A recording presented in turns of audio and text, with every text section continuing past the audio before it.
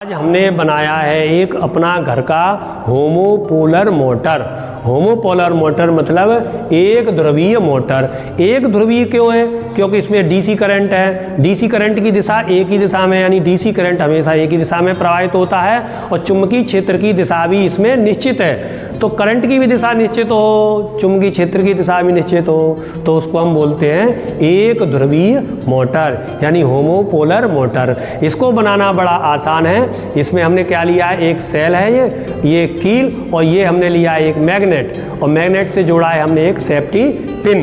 तो जब इसमें मैं मान लो करंट दूंगा, जब इसमें करंट दूंगा तो जो करंट दूंगा मैं किसको दूंगा? मैग्नेट को दूंगा, यानी करंट जो गुजरेगा वो मैग्नेट को क्रॉस करता हुआ निकलेगा।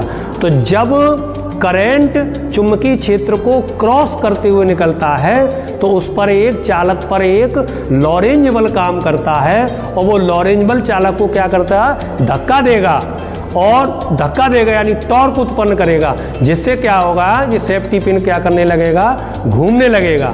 जब सेफ्टी पिन घूमने लगेगा उसकी दिशा होगी वो हम फ्लेमिंग के बाएं हाथ के नियम से ज्ञात करते हैं। तो इसमें हम फ्लेमिंग के बाएं हाथ का नियम लगाएंगे। अगर मान लीजिए ये मेरे पास एक चालक तार है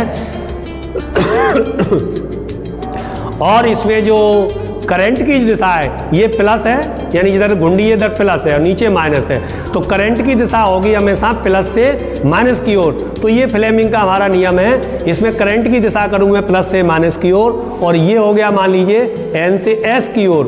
तो ये जो इस पर जो अंगूठा है वो किस दिशा को इंगित कर रहा है? इस समय किस दिशा को इंगित कर रहा है? Anti clockwise. तो अगर मैं इसको करंट देता हूं तो जो हमारी सेफ्टी पिन है वो एंटी क्लॉकवाइज डायरेक्शन में जाना चाहिए फ्लेमिंग के बाएं हाथ के नियम के अनुसार। तो अब देखते हैं क्या करता है ये एंटी क्लॉकवाइज।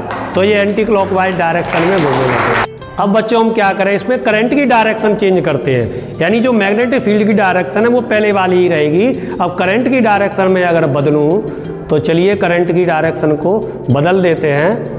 अब हमने क्या कर दिया, प्लस नीचे आ गया और ऊपर क्या हो गया? माइनस हो गया।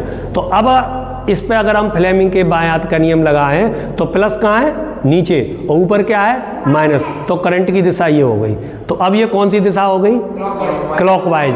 तो अगर अब इसको मैं चालक तार को से करंट देता हूँ तो ये क्लॉकवाइज दिशा में घूमना चाहिए। अब चलिए चेक करते हैं ये क्लॉकवाइज डायरेक्शन में जाता है या नहीं जाता है। तो मैं इसको करंट दिया मैग्नेट को, तो अब ये क्लॉकवाइज डायरेक्शन में घूमने लग गया।